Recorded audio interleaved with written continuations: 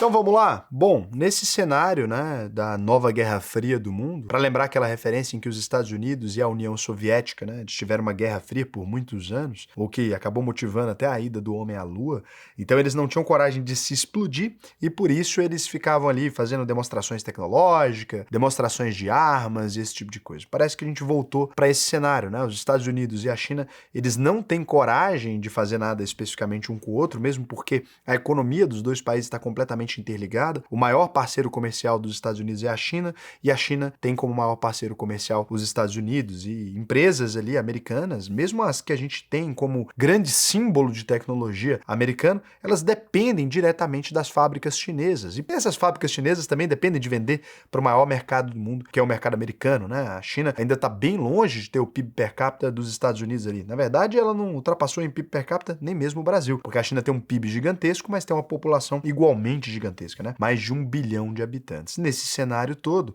a gente começa a perceber uma guerra da China e dos Estados Unidos por encomenda e uma tentativa de controlar determinadas regiões. A América Latina entrou feio nesse lugar e o Brasil, ele é agora o principal alvo dos dois países para essa disputa que eles querem travar, distante dos seus continentes e sem a coragem necessária para efetuar uma guerra de armas. Antes de mais nada, que é um Sardinha Raiz, vai deixar aquele like na confiança. Se você não é Sardinha Raiz, segura sua mãozinha, considere deixar o seu like e se inscrever aqui no canal se o vídeo te agregar, te trouxe algum conhecimento que você ainda não tinha. Antes da gente começar esse vídeo, é importante dar alguns avisos também. Eu sou um liberal economicamente, então acredito na liberdade econômica acima de tudo, não sou a favor de tarifas, de guerra tarifária, nem nada dessas coisas. Me posiciono contra, no geral, o regime chinês, não acredito muito na forma como a China controla a sua população e etc, mas não tenho muitas ressalvas com relação ao lado econômico, não. Assim como os Estados Unidos, né, eu faço bons negócios com a China com determinada frequência, inclusive vou para o território chinês por agora e não quero de jeito nenhum arrumar confusão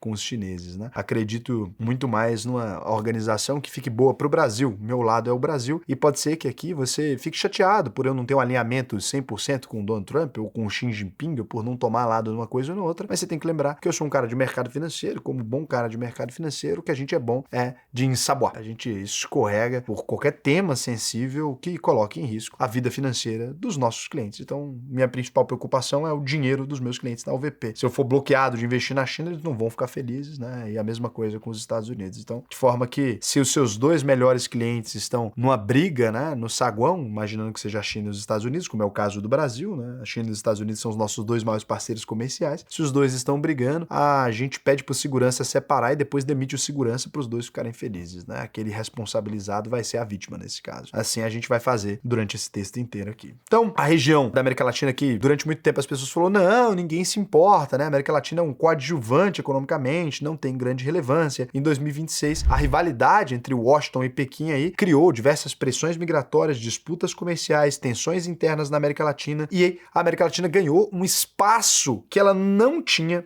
nas discussões. A China lançou o seu 15º plano quinquenal, 2026 a 2030, com ambições globais e citando, nomeadamente, a ideia de se tornar um país, um agente, né, de investimento ao redor do mundo. O Trump voltou à tal doutrina Monroe, né, que dizia que os Estados Unidos devem ser a supremacia aqui do continente americano, que não aceitava naquela época interferência da União Europeia. Naquele período, a grande ameaça para a América Latina aqui, para as Américas de modo geral, era a intervenção europeia. Então, a doutrina Monroe dizia que a América deveria ficar para os americanos, e não nesse sentido que deve ficar para a gente, mas muito mais sobre a influência dos Estados Unidos. O Trump falou, olha, estamos ressuscitando aqui esse planejamento e agora as Américas voltarão a ser o que elas sempre foram, né? Ele falou verbalmente mesmo, o nosso quintal. E nisso, ele fez uma intervenção no Maduro e tentou as sanções econômicas contra o Brasil, etc. Então, a gente começou a ter uma postura abertamente intervencionista. Se lá atrás os países ficavam constrangidinhos de quebrar alguma regra de organizações internacionais, né? Algum tipo de tratado, alguma coisa, o Trump mostrou que ele não tá nem aí com isso, que vale para ele muito mais a lei do mais forte aqui nessa região. Tá também tentando recuperar a influência dele no Irã, isso muito porque é claro, a gente tem aqui alguns recursos e etc. Mas primeiro a gente precisa entender o que cada um dos dois países quer dessa região específica onde a gente vive e como que isso vai impactar a gente, eu falo no final. E vai ser específico para você que é investidor. O que a China quer? A China está muito atrás de recursos naturais e mercados aqui, que é a essência do modelo que eles precisam agora. Segundo a Margaret Myers, né, da Universidade John Hopkins, aí, a China permanece interessada na América Latina pelas mesmas razões de uma década atrás. Acesso a recursos, população jovem e mercados. Mas o plano quinquenal, quando você vai ler, ele adicionou algumas informações estratégicas aqui. Porque a China trabalha assim, cada 5 anos ela define um plano, um planejamento para os próximos 5 anos e cumpre, tá? Diferentemente do Brasil. Minerais estratégicos para a transição verde. O Brasil se destaca no mercado de níqueis e elementos de terras raras, né, que é utilizada para tudo hoje em dia, essenciais aí para baterias e produtos de alta tecnologia, e a indústria de terras raras brasileira está em franca expansão, né, para atender essa demanda de veículos elétricos e também das turbinas eólicas. O Brasil também é abundante em energia para a produção de energia eólica e fotovoltaica, exatamente por a gente ter um clima temperado que na prática é sol para caralho. E vento também. O lítio aqui da Argentina, Chile e Bolívia e o cobre do Chile e do Peru são igualmente centrais aqui para essa cadeia de baterias e energia renovável que a China quer dominar. Os Estados Unidos, ele foi para uma tentativa de domínio do petróleo, né? Muito agora atacou 2 bases de petróleo, Irã e Venezuela, enquanto a China está indo muito mais para essa ideia da energia elétrica, etc., para dominar os mercados. Outra preocupação que a China tem uma população de mais de 1 bilhão de habitantes, como eu disse, e o Brasil é o principal fornecedor de soja e proteína animal para a China. Se a gente disser que o Brasil não vai mais exportar carne para a China amanhã, é correto afirmar que a China teria uma dificuldade de manter a suficiência alimentar da própria população. Então, a China e a América Latina como um todo alimentam os chineses literalmente. E aí a China está até tentando reduzir essa dependência. A China começou a colocar cotas de importação para a carne brasileira com uma tarifa de 67% sobre o excedente para tentar, né, fazer uma pressão tanto econômica para proteger o mercado interno também, que é pequeno na China, eles precisam produzir mais, né? Não é que é pequeno, mas é pequeno para o tamanho da demanda,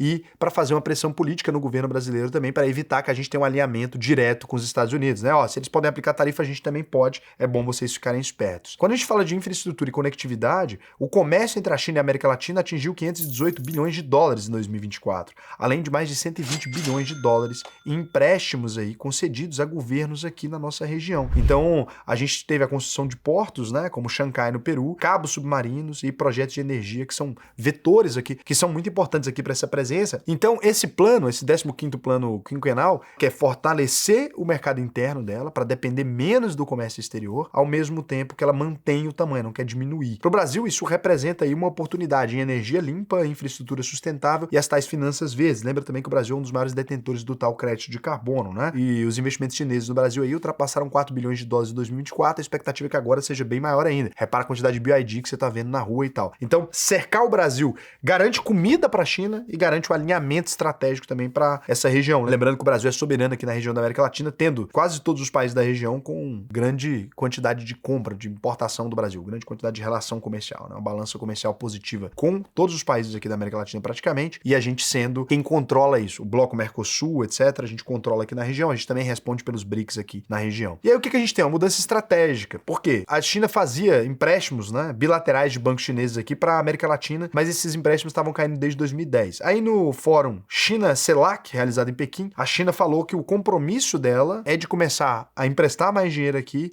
para financiar projetos, e já começou. A gente consegue perceber esses projetos chineses aqui. E daí, a gente percebe então as intenções aqui da China. Parece muito mais uma intenção, Raul, tranquila, um comércio. A China, ela é adepta de uma coisa chamada soft power, né? Que é, eu crio uma dependência em você sem utilizar armas, sem utilizar bala, ganhar a guerra sem dar tiro nenhum. Já os Estados Unidos, eles têm uma outra relação. O que os Estados Unidos querem e exigem aqui da nossa região? O Washington ali, a gente pode dizer que é um pouco mais coercitivo. A primeira coisa é, os Estados Unidos estão exigindo que o Brasil apresente um alinhamento com os Estados Unidos, conter a China no nosso hemisfério. Então a Estratégia de Segurança Nacional dos Estados Unidos, publicada em dezembro de 2025, reafirmou a tal doutrina Monroe, né, e defende que a gente tenha uma preeminência americana, norte-americana, em todo o hemisfério ocidental. Ponto. A estratégia de defesa nacional mudou o departamento, inclusive, para departamento de guerra dos Estados Unidos, e eles estão afirmando diretamente que os Estados Unidos vão restringir o acesso chinês a geografias, estratégias e infraestrutura de uso dual na região. Ou seja, aqui a gente não quer a China com base, a gente não quer a China operando, a gente não quer empresas chinesas extraindo, a gente não quer nada. Na prática, o que isso significa, né? Pressão direta nos governos da Argentina, o governo Milei suspendeu o projeto chinês de radiotelescópio. No Chile, as autoridades foram pressionadas por causa de um cabo submarino aí ligando Valparaíso a Hong Kong. E no Panamá,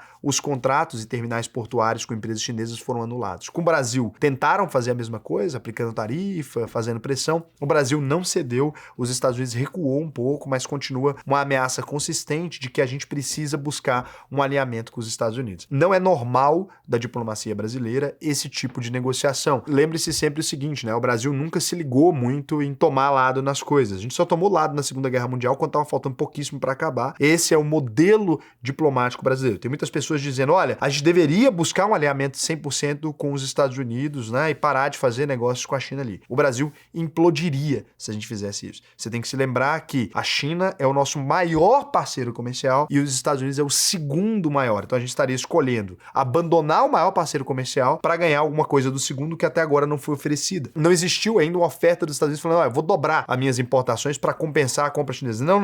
Eles estão pedindo alinhamento sem nada em troca. Então, nesse caso aqui, para o Brasil não faz sentido aceitar isso nesse momento. Raul, mas vai entrar no radar do Donald Trump, etc. Bom, se o Donald Trump de fato fizer alguma coisa com o Brasil, que é um processo que algumas pessoas acreditam, que eu duvido bastante, você teria aqui a não ser uma intervenção pequena, alguma coisa com relação a cartéis de droga, pode até ser, mas uma intervenção real acho pouco provável, porque você teria um impedimento no fornecimento de alimentos para o mundo inteiro e, obviamente, todos os outros países do mundo, Europa, etc., todo mundo ficaria contra os Estados Unidos, porque ninguém quer passar fome, né, gente? Então, esse é um ponto, tá? Então, a gente tem que tomar cuidado com como que a gente vai se alinhar. Raul, mas eu acho que a gente tem que se alinhar de todo jeito. Tá bom, então o que a gente precisava primeiro? A gente precisava primeiro que os Estados Unidos rompessem com a China. Quando os Estados Unidos romper, a gente rompe, né? Acho que compensa mais pra gente que a gente rompe junto deles. Pelo menos a gente tem um brother aqui. Aí a gente vira, sei lá, uma coisa meio cubana na época da URSS, né? A gente vira meio com a Venezuela, que negocia somente com a URSS ali, ou com alguma coisa nesse gênero no período da Guerra Fria ali. Mas não dá pra gente ficar sem parceiro, né? Ah, não, larga aí. É seu amigo, né? Não dá em cima dessa menina mais não. Ela é quem?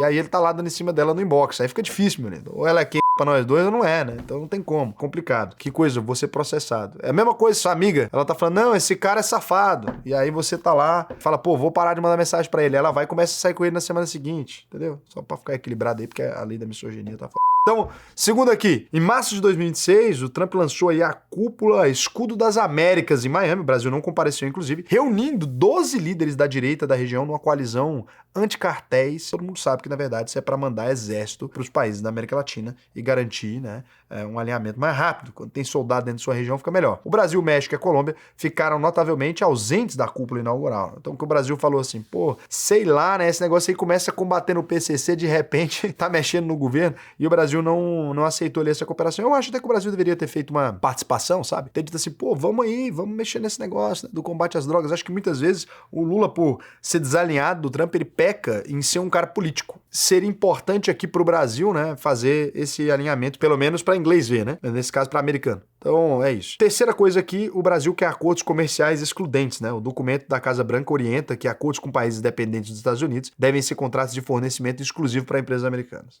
E que diplomatas devem trabalhar para favorecer empresas dos Estados Unidos na região. O novo acordo de minerais com o Chile, assinado na cúpula, é um exemplo concreto disso, né? É uma coisa meio complicada. Então o Brasil, ele tá num momento aqui que ele tá com duas pressões, né? Ele é membro do BRICS, ele tá no meio dessa história toda. Ele é o B, né, do BRICS, inclusive, é o que dá início à sigla. A gente tem uma pressão também dos Estados Unidos por conta do PIX, a gente tem diversas pressões aqui que o Brasil precisa entender como é que ele vai resolver, mas na avaliação de todos os pesquisadores até agora, de direita e de esquerda, o discurso chinês de cooperação sul-sul, né, não pode ser lido sem considerar que eles estão fazendo frente aos Estados Unidos. Quando a gente se alinha com a China, a gente está buscando um distanciamento dos Estados Unidos, a gente pode entrar no radar, e quando a gente não abraça também a política americana, eles podem entender isso como uma provocação. E se a gente abraçar também, a China pode entender como uma provocação e fica complicado. No balanço, a política aqui dos Estados Unidos conseguiu impor custos para a China, deixar alguns vínculos arriscados politicamente. A China até agora não quis exercer nenhum tipo de pressão militar, não efetuou nenhuma resposta, o que faz com que nenhum país possa se alinhar com ela diretamente, porque não existe essa opção. E as alternativas a isso por parte da China, então, não foram oferecidas, então ninguém tem como se alinhar com a China. O que tem como fazer é ficar esperando. Em resumo, a China quer recurso, mercado e influência, mas não está oferecendo muita coisa. Os Estados Unidos também não, e quer exclusividade estratégica e contenção geopolítica na região. E os países latino-americanos aqui, como o Brasil, por exemplo, estão num cenário difícil. O que a gente tem recomendado aqui para investidores diversos, né? O que eu tenho falado para vocês? Você não pode escolher um alinhamento ideológico nesse aspecto. Existem boas empresas chinesas, maravilhosas para se investir agora, o mercado chinês é muito bacana. Eu lá atrás tinha muito preconceito, que acompanha o canal aqui, sabe, lá em 2019, gravei vídeos, inclusive, né, falando, pô, tô começando a avaliar investir na China, mas ainda não invisto. Tenho preconceito com os dados das empresas, etc. Cara, comecei a investir em 2020, nunca mais parei. Tenho investido muito nas empresas americanas que são estratégicas dentro desse cenário, principalmente a indústria americana que está muito combalida. Se o Trump quer retomar